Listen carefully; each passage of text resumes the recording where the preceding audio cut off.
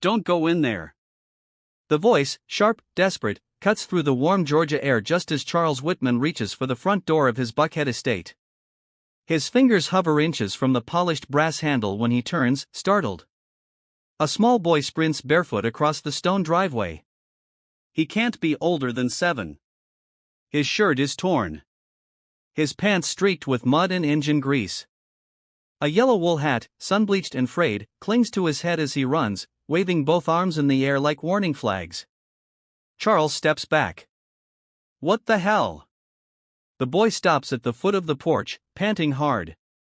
His dark brown eyes are wide, frightened, locked on Charles with the intensity of someone who has nothing to lose. "Please, mister," he gasps, trying to catch his breath. "Don't open the door. There's something in your house. Something bad." Charles stiffens. His first instinct is skepticism. His second is to summon security. But something in the boy's voice, the trembling urgency, the way he seems genuinely terrified, holds him. "You're trespassing," Charles says, his voice cold and measured. "Who are you?" The boy clutches the hem of his shirt, swallows hard. "Isaiah. I sleep near your trash bins behind the hydrangeas." He motions toward the edge of the estate where the privacy fence dips behind a row of shrubbery. Charles's brow furrows. "What are you talking about? What's in my house?" Isaiah looks over his shoulder as if making sure no one else has followed him.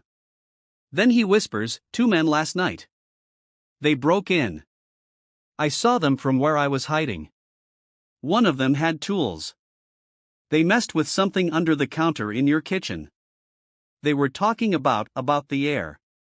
Charles's stomach tightens. "What do you mean the air?" Isaiah's voice drops lower. "He said, let's see if a rich man can breathe money. Then they left. I waited all night for you to come back." Charles doesn't move. He suddenly feels the hair rise on the back of his neck. Not fear yet, but a deep gnawing unease. He takes out his phone and calls 911. "State your emergency?" the dispatcher asks. "There's been a possible break-in. I need fire and police at my home. There may be a gas leak." Within minutes, the estate is crawling with responders. The fire chief, a stocky man with gray hair and a no-nonsense voice, walks out of the house with his helmet under his arm. "You were lucky, Mr. Whitman," he says. "There was a slow leak from one of your gas lines. Someone had tampered with the valve behind the main stove. It wasn't visible from the outside." Charles's jaw tightens. "Was it enough to cause an explosion?" The chief shakes his head. "No explosion, but had you walked inside and stayed for more than a few minutes, the concentration in the air would have been lethal. Most folks pass out before they realize what's happening. If you'd locked the door behind you," he doesn't finish the sentence. "He doesn't need to." Charles turns and looks at the small boy sitting silently on the edge of the marble steps. His yellow hat balled up in his hands, his shoulders trembling. The memory hits him like a punch. A similar boy, gaunt and scared, slumped against a brick wall in an alley downtown. That had been his younger brother, Brandon, 12 years ago. Charles hadn't reached out. Brandon had died alone 2 weeks later. He steps over and crouches beside Isaiah. The boy tenses, but doesn't move. "Why'd you warn me?" Charles asks softly. "You could have just walked away." Isaiah shrugs, still not meeting his eyes. "I saw your picture once in a paper. Said you gave money to my old orphanage, the one in Midtown. I remembered your face." Charles blinks. "You were at Hope House?" Isaiah nods. "Before they shut it down. Before Mama left, I kept the picture. Still have it." He pulls a crumpled newspaper clipping from his pocket and hands it to Charles with both hands. There he is, Charles Whitman, 3 years younger, standing stiffly in front of a check the size of a door, smiling beside a director whose name he no longer recalls. The headline reads, "Tech Mogul Donates to Youth Shelter." Amid public backlash, it had been a PR stunt, a temporary fix to a bruised reputation. Charles looks down at Isaiah again. "Are you hungry?" The boy gives the faintest nod. Come inside, Charles says. Let's get you something to eat. Isaiah's voice shakes. There's no more gas, right? No, Charles replies. They turned it off. Isaiah hesitates, then stands. His yellow hat droops in his hand as he follows Charles through the door. What they didn't see, what no one could, was the invisible line they just crossed, from two strangers divided by everything to two souls breathing the same air of second chances. And in that moment, Charles no longer sees a homeless boy in front of him, but a human being, brave, quiet, and the one who has just saved his life. Give this boy a like for his courage and quick thinking. Before we continue the story, tell me, where are you watching this video from, BUP Stories? You might be surprised. There could be plenty of people near you watching this exact same video right now. Isaiah sits at the edge of the mahogany kitchen stool, legs dangling, unsure if he is allowed to touch anything. His small hands clutch the yellow wool hat tightly in his lap. The granite countertop sparkles under the soft pendant lighting, and everything smells faintly of citrus polish and roasted garlic. Charles places a steaming plate of leftover pasta in front of the boy. It's just spaghetti, he says, trying to keep his tone neutral. No mushrooms. Hope that's okay. Isaiah gives a small nod. Looks fancy. Charles watches him for a moment, then turns to the fridge. He pulls out a bottle of spring water and sets it next to the plate. The boy hesitates only a second longer before digging in, eating slowly at first, then with urgency. He is starving. Charles leans against the opposite counter, arms folded, silence filling the space between them. The events of the last hour haven't fully landed yet. A gas leak, deliberate. Someone had tried to kill him. And this child, someone he'd never met before, had saved his life. But why? You really used to live at Hope House? Charles asks gently. Isaiah pauses, sauce on his chin. Yeah. When I was little, Mama dropped me off there when she couldn't pay rent. Said she'd come back when she got work. Charles waits. Isaiah doesn't continue. Did she? He asks softly. Isaiah shakes his head and goes back to eating. They tried to put me in foster care. I ran. Charles feels something twist in his chest. How long have you been on your own? I don't know, the boy murmurs. Couple months, maybe. I sleep in places nobody looks. The boy's voice is matter-of-fact, like he is talking about the weather.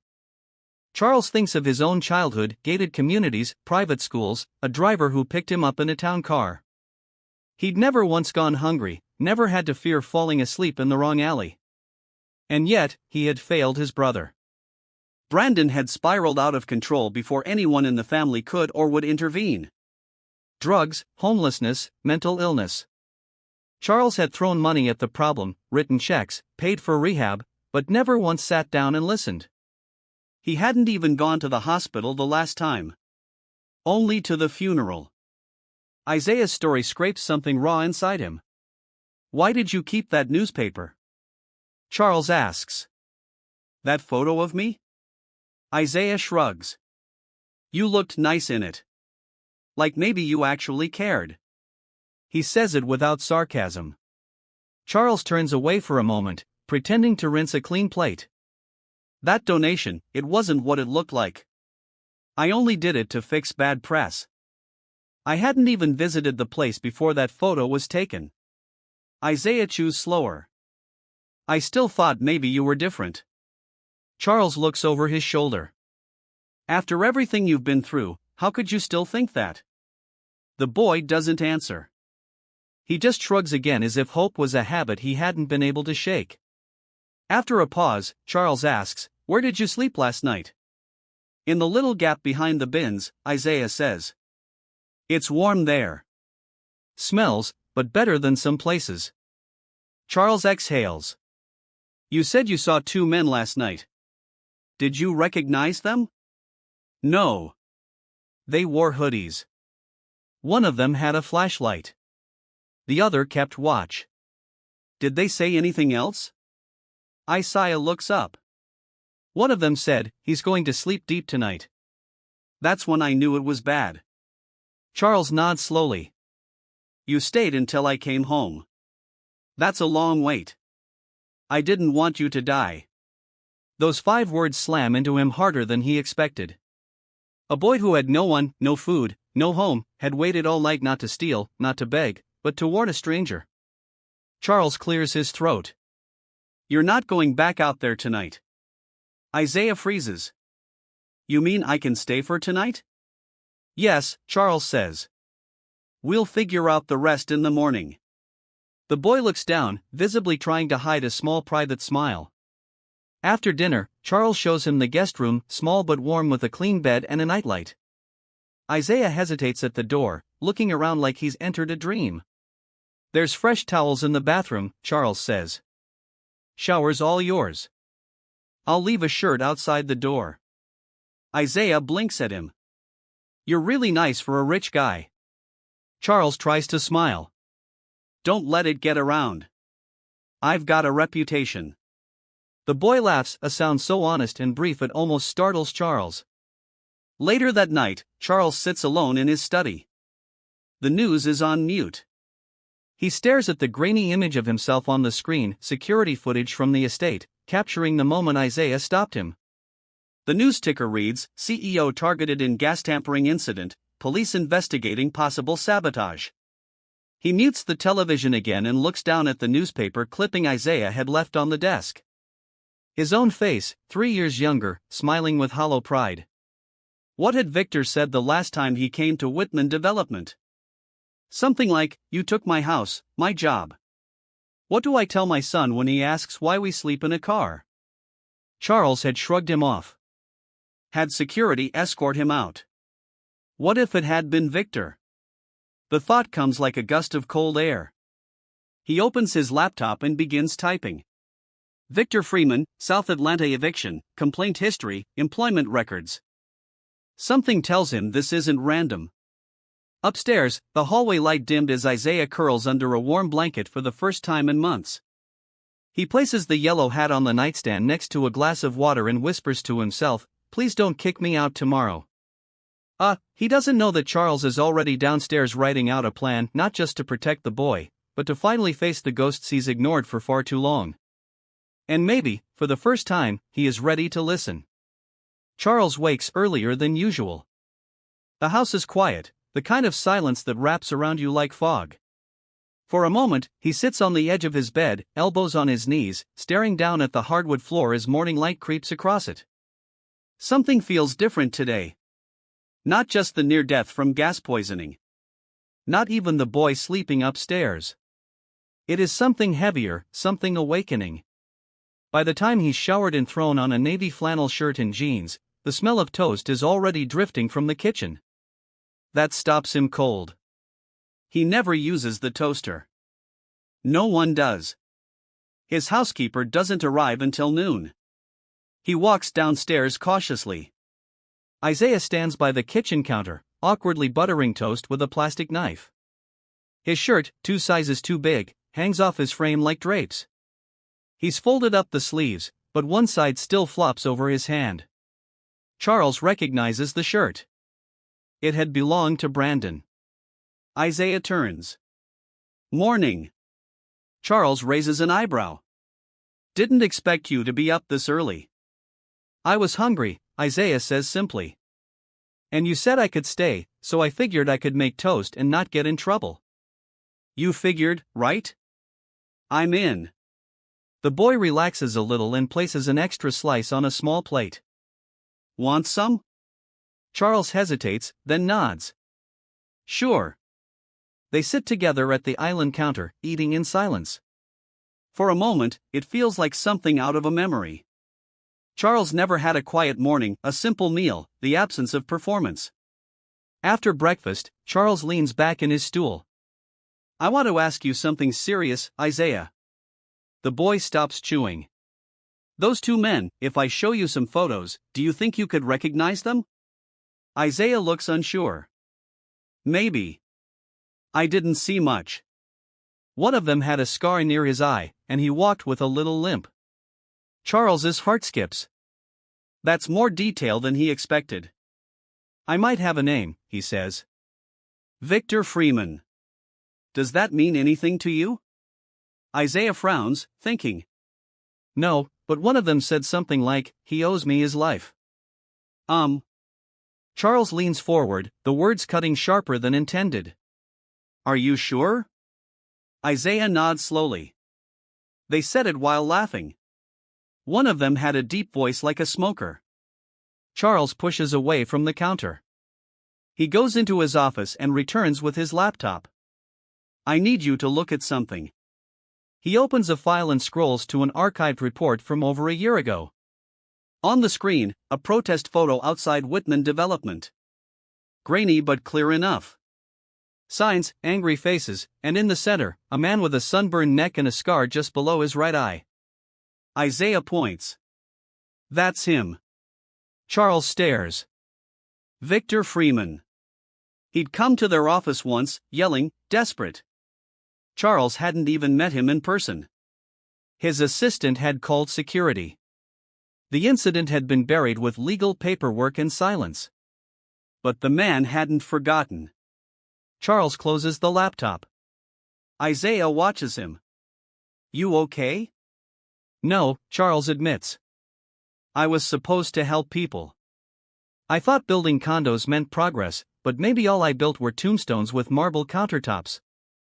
Isaiah doesn't quite understand the metaphor, but he can feel the weight in Charles's voice. Later that morning, Charles makes a call to a retired investigator he'd used once during a corporate merger. I need to know everything about a man named Victor Freeman, he says.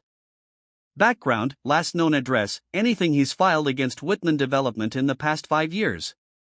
Give me a few hours, the man says.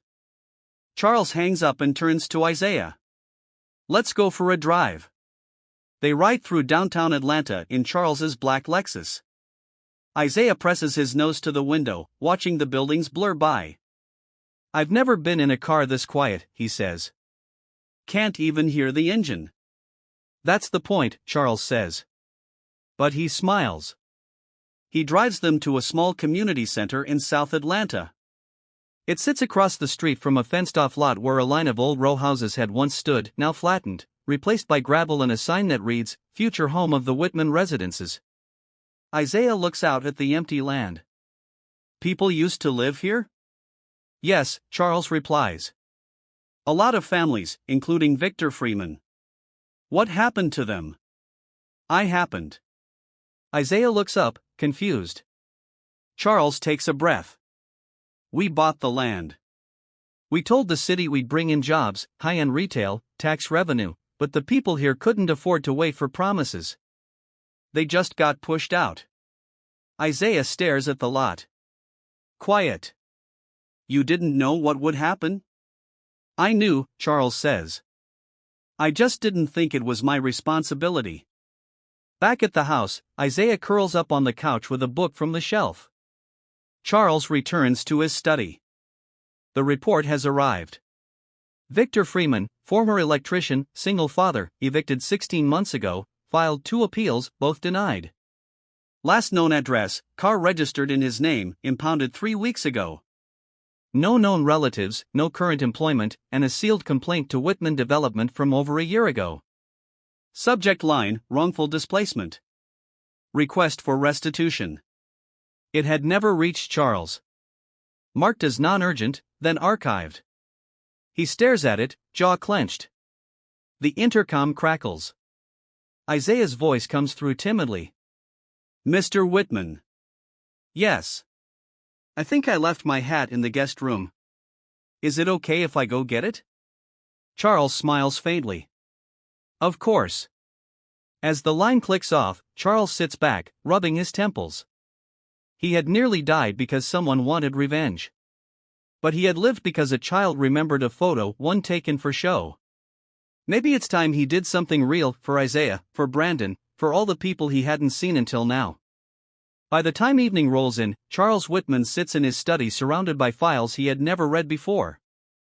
Boxes labeled community response, eviction claims, displacement hearings. They had collected dust in a basement storage unit, tucked away under the pretense of handled, but they weren't. They were ignored, buried, sanitized for the quarterly reports. He flips open another folder. Freeman. Victor. Inside is a printed copy of the sealed letter Victor had sent. It isn't angry, it is pleading. 2 pages written in tidy handwriting, scanned from a public library. Charles reads every word. My son is 9. He still asks why we had to sleep in the car. I tell him it's temporary. I tell him, men like you don't mean harm. Please don't make me a liar. Charles rubs the bridge of his nose. He remembers the headline they'd spun when the last row houses were cleared. Revitalization project will bring jobs to the South Side. He had believed it then, or told himself he did. Downstairs, Isaiah's voice breaks through the fog of memory. The boy is humming softly, off-key. Charles stands and walks out of the study. He finds Isaiah curled up in a corner of the sunroom, flipping through a book of maps. You like geography? Charles asks. Isaiah shrugs. I like places. Places where things are better than here. Charles sits in the armchair across from him. What do you mean by better? I don't know, places where moms don't disappear, where people don't pretend they don't see you when you sleep on a bench.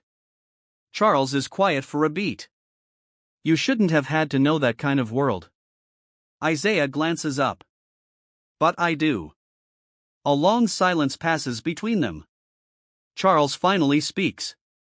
I owe a lot of people an apology, Isaiah. And maybe more than that. Isaiah closes the book. You trying to fix it? I think I need to. He hesitates, then reaches into his shirt pocket and pulls out a worn photo. Brandon, his brother, younger, wild smile, eyes full of defiance and pain. This is my brother, Charles says. He was on the street, too. I didn't help him in time. Isaiah looks at the picture, then at Charles. Is that why you didn't walk away from me? Charles nods. That's exactly why. The next morning, Charles calls his attorney. I want to find Victor Freeman, not to press charges, to understand. Charles, that's highly irregular. Do it anyway. He then contacts Miss Kelly, a social worker he vaguely remembers from the Hope House fundraiser. I need records, he says. Children placed in the system, transfers, especially one named Isaiah. She is surprised, but agrees to meet. That afternoon, Charles and Isaiah drive to Midtown. Kelly greets them in her modest office lined with children's drawings and faded motivational posters. Isaiah, she says softly, bending down. You've grown. The boy looks surprised. You remember me? She smiles gently. We all remember the quiet ones. Charles sits opposite her as she retrieves a thick manila folder. Isaiah was placed with 3 different foster homes after his mother left. She explains he ran from the last one. That was nearly 9 months ago. Charles looks at Isaiah. Why'd you run? They didn't talk to me. Just fed me. Made me sleep in a room with peeling paint and a lock on the outside. Kelly nods solemnly. Unfortunately, not uncommon. Charles takes a breath. I'd like to petition for temporary guardianship. Kelly blinks. That's a big step. I don't care. He saved my life. I won't let him disappear again. She looks between the two of them. We'll need a home study, background check. You know the drill. Started today, Charles says.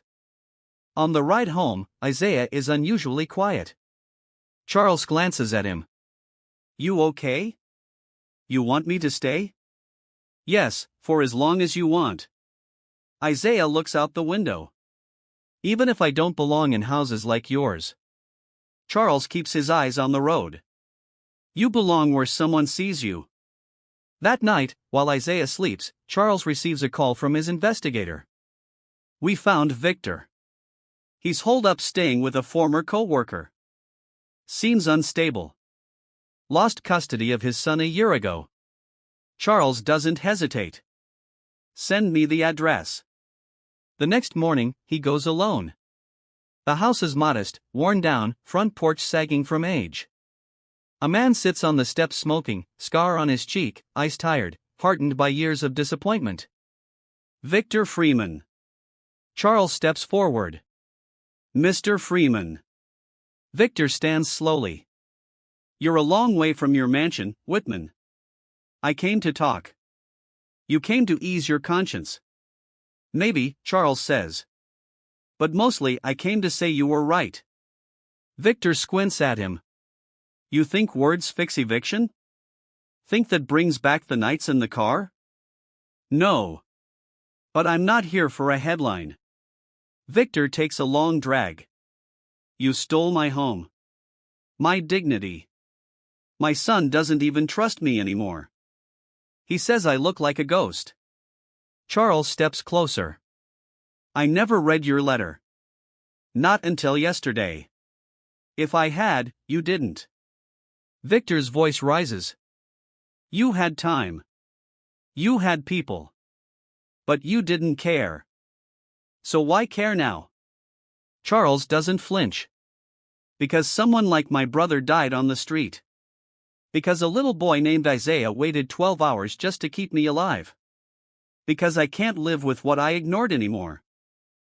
Victor stares at him, jaw clenched. Then slowly he sits back down. You got 10 minutes. And in that fragile space of silence, two men, one who had everything and one who had lost it all, begin to talk. Not as CEO and victim, but as fathers, as men who had both failed.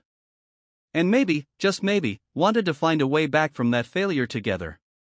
Victor doesn't say much during those first few minutes. He just stares at the cracked concrete under his feet, flicking ash from his cigarette into the weeds growing through the steps. Charles sits beside him, hands folded, trying not to let the weight of guilt collapse the fragile moment between them. I begged your people, Victor finally says, voice rough from smoke and years of bitterness. I begged them for a meeting, for mercy, for anything. My kid was coughing blood from mold in that house, and they told me I'd be relocated. You know what that meant? A deadline and a lock change. Charles says nothing. There is no defense. He doesn't even try. Victor continues. I took extra shifts. I even offered to help with the wiring for your new condos free. Said it might buy me a week. They laughed. Security dragged me out before I finished my sentence. I remember the report, Charles says quietly. But I never read the letter. Not until yesterday. Victor looks at him then, disbelief tightening his jaw. You didn't read it because you didn't have to. That's the kind of power you have. You could ruin lives without even noticing. Charles nods. I know. You know now. I want to make it right. Victor laughs bitterly. You think cutting a check fixes this? No. Charles says, I think nothing fixes it, but that doesn't mean I shouldn't try. Victor's eyes narrow. Why now? Charles hesitates, then says, because I almost died. And the only reason I didn't was a boy sleeping behind my trash cans. A boy who kept a newspaper photo of me because he thought I looked kind. I can't explain why that changes everything. It just does. Victor looks away, silent again. Charles reaches into his coat and pulls out a folded paper. I'm opening a fund, not just money, housing, job training, legal support. I want your input. I want your voice in this. Real input, not performative. No cameras. Oh.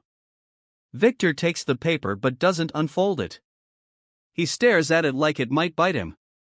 My son, he says, his voice lower now. He's in foster care. Won't talk to me.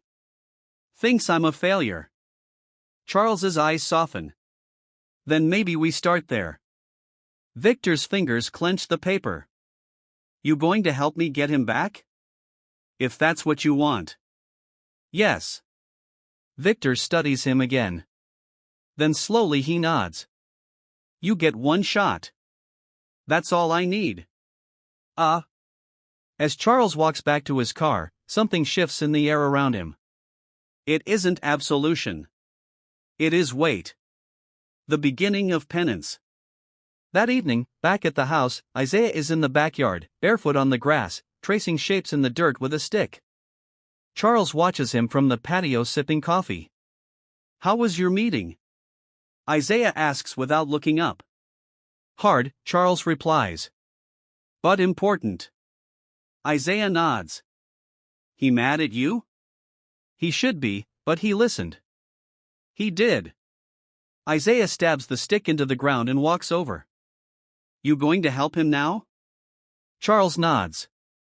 Him, his son, others like them. Isaiah sits on the patio step. Good. That's what heroes do. Charles smiles faintly.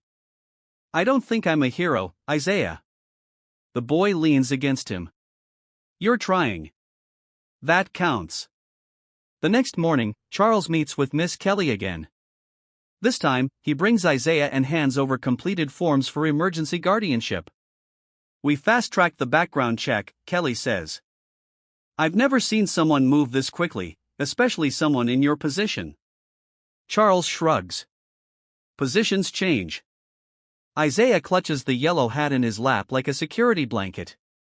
When the papers are signed, Kelly hands Charles a temporary certificate. The boy looks up at him wide-eyed. What does that mean? He asks. Charles crouches down. It means you're not just a guest anymore. Isaiah blinks hard, then throws his arms around Charles's neck. They leave the office in silence, the air between them fuller than words. That afternoon, Charles calls a press conference at the City Hall or the company's glass tower downtown. But on the vacant lot in South Atlanta, where the old homes used to stand, he wears no suit, no tie, just jeans, rolled sleeves, and a voice that shakes only once. We built these condos to raise the skyline, he begins. But we lowered the dignity of the people who lived here before. That's on me. Cameras click, reporters scribble, and across the street, Victor stands with his arms crossed, watching. Charles continues. Starting today, Whitman Development is launching the Second Wind Initiative, an effort to restore not just homes but trust, affordable housing, support services, legal advocacy, all guided by the people who were most affected. He pauses, then motions to Isaiah, standing a few steps behind. This is Isaiah. He saved my life.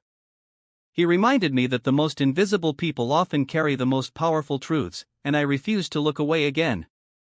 When the conference ends, people clap, some politely, others genuinely, but Charles doesn't care about applause.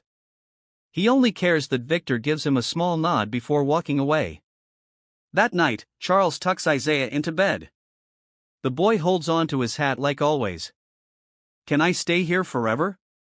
He asks. Charles brushes a hand over Isaiah's hair.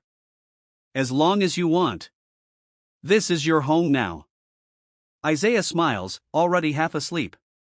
Then I'll stop running. Charles sits beside the bed for a long time after that, watching the boy breathe, listening to the stillness of a house that had once felt so empty. Now filled with something he hadn't known he needed, purpose. Tomorrow there will be lawyers, contractors, endless meetings. But tonight there is only this moment, quiet, complete. And for the first time in years, Charles Whitman doesn't feel like a man running from ghosts. He feels like someone who has started to earn forgiveness own breath, one step, one promise at a time. 3 days later, the early morning sunlight pours through the tall windows of Charles Whitman's estate, casting golden lines across the marble floor. The house has never been so full of motion, contractors coming in for inspection reports, new staff orientation packets on the kitchen table, and emails flooding Charles's inbox from nonprofit partners, eager to collaborate on the Second Wind Initiative. Isaiah sits at the island counter with a glass of orange juice and a half-eaten banana, watching Charles pace the living room in jeans and a black sweater, phone to his ear. Yes, I want those units rent-controlled permanently. No exceptions, Charles says sharply. He pauses to listen. No, I don't care about profit margins. We're not in the business of bleeding the people we displaced. He hangs up with a deep sigh, then glances at Isaiah. Didn't sleep, did you? The boy asks, chewing slowly. Not much, Charles admits. You talk in your sleep. I do. Yeah, Isaiah smirks. You said ceiling fans in every unit, or I'm walking. Charles chuckles despite himself. That's oddly accurate. A knock at the door draws his attention. He opens it to find Victor Freeman wearing a clean but faded jacket, holding a folder under one arm. His expression is cautious but not hostile. You said you wanted my input, Victor says. You meant it. Charles steps aside. Come in. Isaiah perks up the moment he sees Victor. Hey, you're the guy with the scar. Victor blinks, then gives a tight smile. Yeah, that would be me. Charles gestures toward the dining table. We'll talk in here. Isaiah lingers for a moment. You want me to go? No, Charles says. You stay. Victor looks at the boy, then at Charles, eyebrows raised. He deserves to see what rebuilding looks like, Charles says. Victor opens the folder. Inside are sketches, notes, handwritten ideas for how to rebuild the neighborhood without repeating the past. We need a daycare center on site, Victor says, tapping a page. A lot of single parents work 2 jobs. And don't forget corner markets that take SNAP, none of that Whole Foods crap. Charles nods, making notes. And no gates, Victor adds firmly. We don't need walls around these new homes. We need porches, places where neighbors talk again. I like porches, Isaiah mumbles through a bite of toast. Victor glances at him. Me too, kid. They work through the folder line by line, hour by hour. And when they finish, Charles stands and extends his hand. Let's build it your way. Victor looks at him for a long moment before finally shaking his hand. As Victor leaves, Isaiah follows him to the door. Are you going to see your son soon? He asks. Victor pauses, the question hanging in the air like dust in sunlight. I hope so. Maybe not today, but I'm working on it. Good, Isaiah says. He probably misses you. Victor swallows hard. Yeah, I miss him, too. The door closes gently behind him. That afternoon, Charles brings Isaiah to Hope House, the orphanage that had once been a footnote in his charitable giving. But now it is different. The building has been purchased outright under the Second Wind Foundation. Repairs are underway. New staff are being interviewed.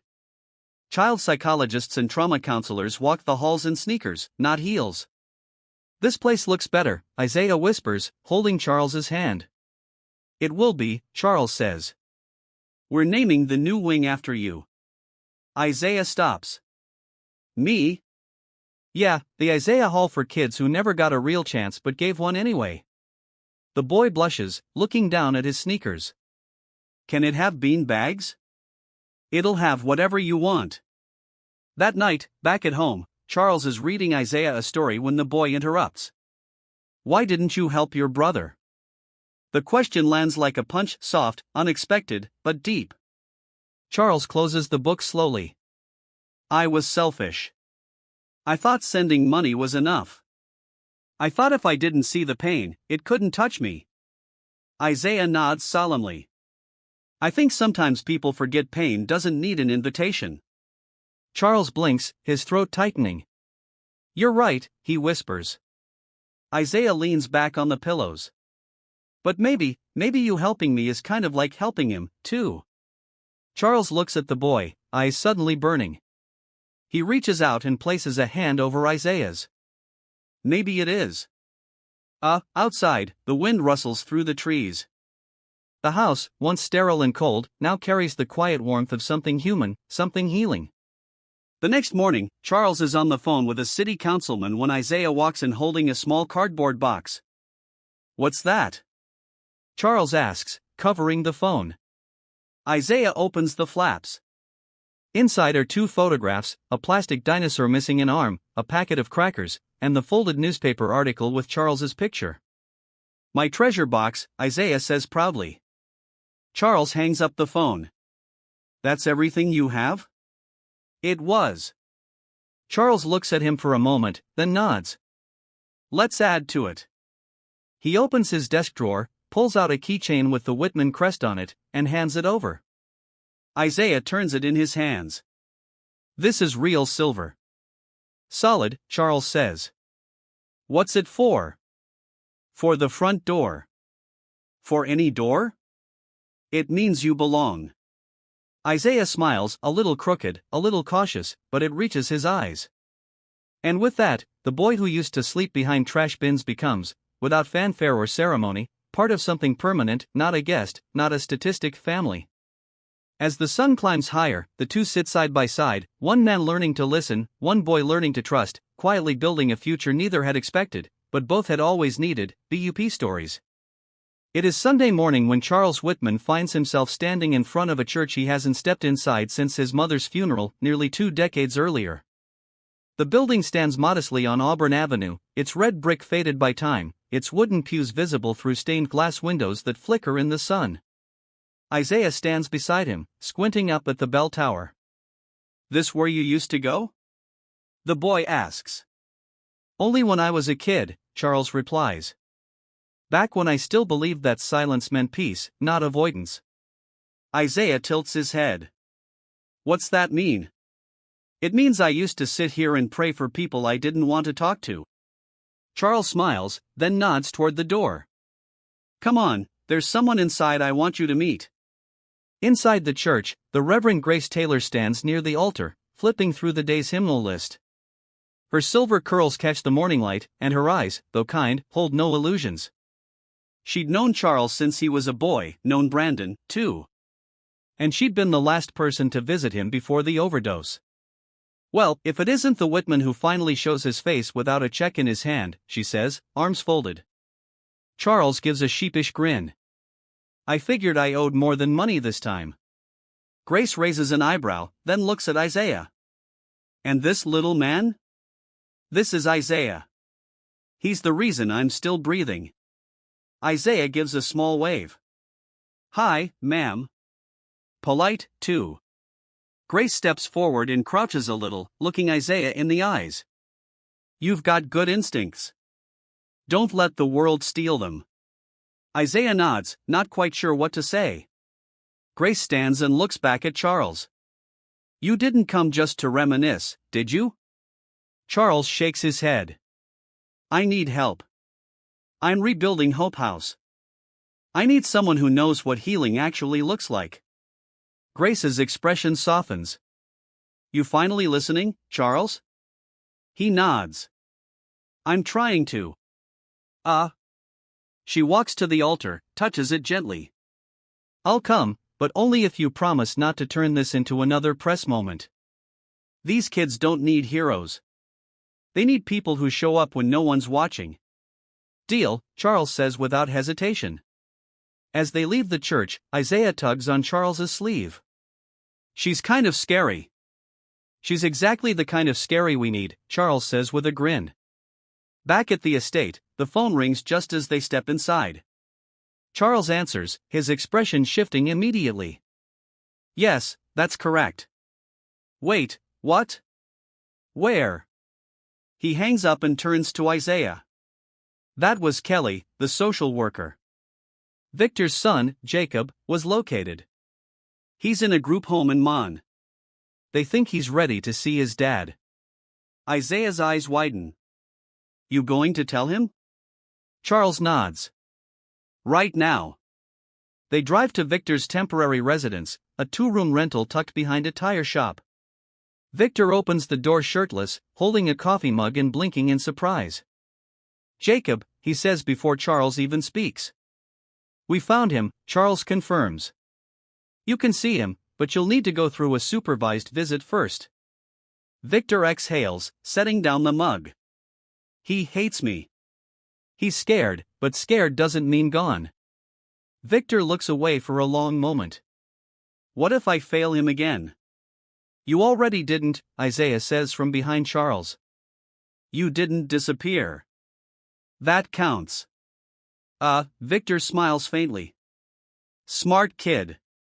Charles claps a hand on Victor's shoulder. You've got a second chance. Don't waste it. The next few days move like the turning of a slow tide. Hope House renovations pick up speed. Volunteers arrived daily, retired teachers, counselors, even a few ex-residents who heard about the rebuild through whispers, flyers, and community forums. Isaiah is there every day, helping stock bookshelves, painting walls, organizing toy bins. He never says much, but he listens, watches, learns. One afternoon, Charles finds him sitting alone in the corner of the new Isaiah Hall, looking up at the freshly mounted plaque bearing his name. "You don't have to pretend to be okay all the time," Charles says, sitting beside him. Isaiah swallows hard. "I know. It just feels like if I stop smiling, someone might send me back." Charles shakes his head. "You're not going back. This is forward now. All of it." Isaiah leans into him, quiet. That evening, Charles stands in his office, overlooking the city through his window. The skyline he once measured in dollars now looks different, less like glass trophies, more like shadows of what had been lost and what might still be found. His assistant buzzes in. "There's a reporter downstairs from the Journal, wants to do a story on the boy who saved the CEO." Charles presses the button. "Tell her no, but let her know if she wants to write about Hope House and the kids there, we'll make time." He walks down the hallway and peeks into Isaiah's room. The boy is asleep, clutching a worn-out teddy bear that Charles doesn't even recognize. Probably donated, probably more valuable to him than any silver spoon. Charles turns off the light and steps back into the hallway where a framed photo of Brandon hangs, smiling, whole, long before the streets took him.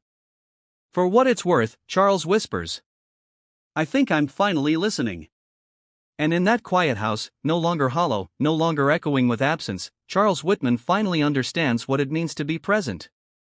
Not just with money, not just with apologies, but with presence, choices, and the kind of daily commitment that doesn't make headlines, just like Isaiah had done for him. One breath, one word, one warning, and now one future, together, BUP stories. It is 2 weeks after the reopening of Hope House when Victor finally sees his son again. The meeting takes place in a quiet sunlit room at the Mon Group home. There are no cameras, no press, just a folding table, 2 chairs, and a box of tissues that neither man reaches for, but both notice. Charles has arranged the visit, and though he stays in the hallway, his presence is felt. Isaiah sits beside him, legs swinging from the bench outside the door. "You think Jacob will talk to him?" Charles looks down. "I don't know, but I think showing up matters more than saying the perfect thing." Inside, Victor stands by the window while Jacob enters. A gangly teenager with weary eyes and hands shoved into his hoodie pocket. He doesn't speak, just looks. And Victor, he doesn't push. After nearly a minute, Victor says, "You look taller." Jacob shrugs. "I eat better now." Victor nods slowly. "That's good." Silence again. Then Jacob asks, "Why didn't you come for me sooner?" Victor's voice cracks. "Because I thought I'd already lost you." Jacob doesn't respond, but he doesn't walk away either. That is enough for now.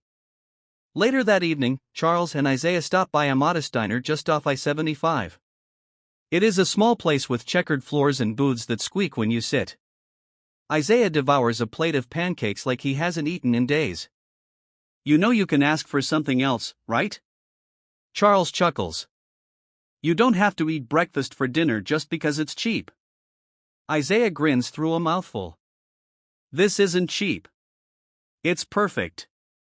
Charles sips his coffee and glances out the window, eyes lingering on the passing cars. "We'll be opening 3 more community centers in the next year," he says quietly. "South Fulton, East Point, and one near the airport." Isaiah nods. "Are you scared?" "A little," Charles admits. "Not of doing it, of doing it wrong." "You won't," Isaiah says confidently. "You have people now." That sentence stays with Charles longer than the meal. Back at home, Charles receives an email from the mayor's office. They want to recognize his work with the community in an upcoming civic award ceremony. He stares at the screen, fingers poised over the keyboard, then closes the laptop without replying. Instead, he walks down the hallway to Isaiah's room. The boy is sitting cross-legged on the bed, flipping through a photo album Charles had given him, a collection of pictures from his first days at Hope House to now. "Who's this?" Isaiah asks, pointing to a picture of a younger Charles, arms around a boy that clearly isn't Isaiah. "That's my brother, Brandon," Charles says, sitting beside him. "That was the last photo we took together before he left." Isaiah looks up. "You think he'd be proud of you now?" Charles thinks about it. "I think he'd ask what took me so long." Isaiah grins, then leans into him. "Well, I'm glad you got here anyway."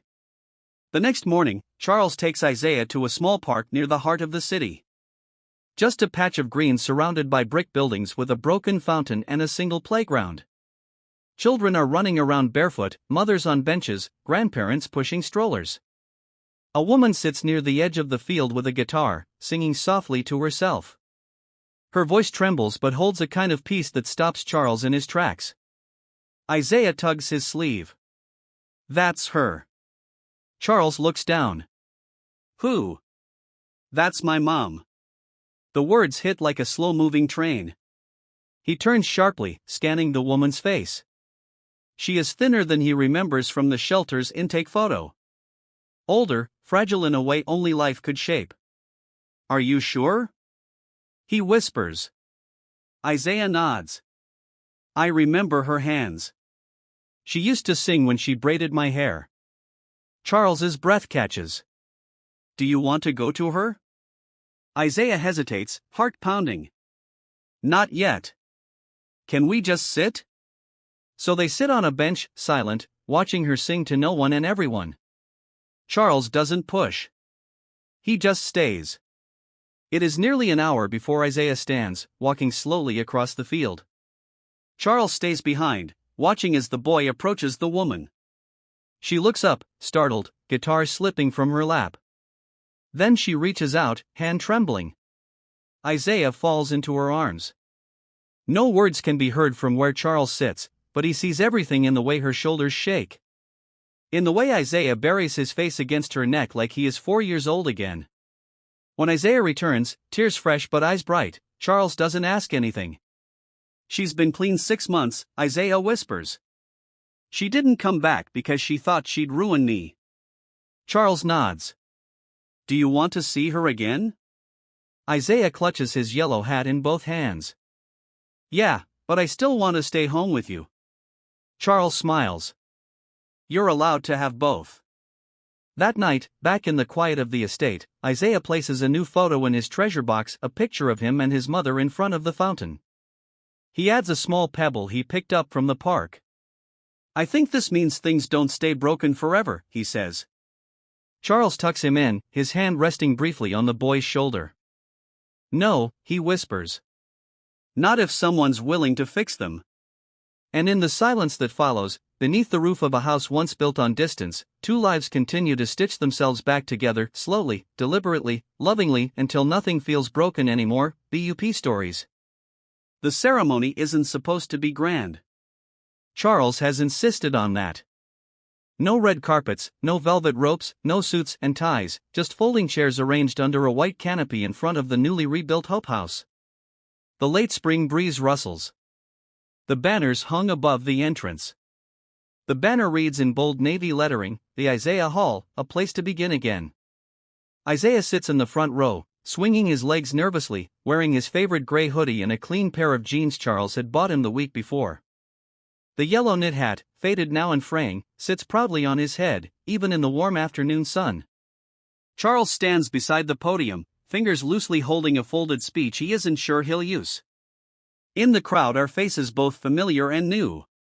Victor Freeman stands tall in a navy jacket with his son Jacob beside him, awkward and quiet but present. Grace Taylor from the church. Miss Kelly, former residents, volunteers, parents, kids, neighbors. This isn't a celebration of Charles Whitman. He makes that clear. This is a ceremony for everyone who never had one, a ceremony for return, for repair. When the mayor steps up to speak, Charles politely declines to follow her. Instead, he walks straight to the center of the crowd and lifts a small microphone clipped to his collar. 6 months ago, he begins. I didn't know Isaiah. I didn't know Victor. I didn't know half the people standing here today. I thought I knew what leadership looked like: meetings, metrics, margins, but I didn't know what community meant. He turns to Isaiah and smiles. A little boy reminded me. Isaiah blinks fast, eyes already glassy. Charles continues, voice low, steady. I'm not proud of how long it took or how many people I hurt along the way. But I am proud that we're here. And I'm proud that the place behind me, this building, this name, isn't a monument to guilt. It's a promise. He looks out over the crowd. A promise that the invisible will be seen. That second chances don't expire. That justice doesn't always come from a courtroom. It can begin with a whisper, a warning. Even a child who shouldn't have had to carry that kind of weight. The crowd is silent, hanging on every word. Charles takes a breath and finishes. If I've learned anything, it's this. People don't need saving. They need to be believed. And when they are, they can save each other. He steps away from the mic. No applause at first, just silence, deep and resonant. Then slowly, hands come together, then more, louder. But Charles doesn't linger in it. He walks back to Isaiah, kneels beside him, and hands him a small square envelope. What's this? Isaiah asks. Something you've earned. The boy opens it. Inside is a certificate embossed with gold lettering. Permanent custody granted Isaiah Whitman. His mouth falls open. You adopted me? Charles nods, tears brimming. As of this morning? Isaiah flings his arms around him. You mean I really get to stay forever? Forever, Charles says. No more running. Victor steps forward next, shaking Charles's hand without a word, then pulling him into a brief, firm hug.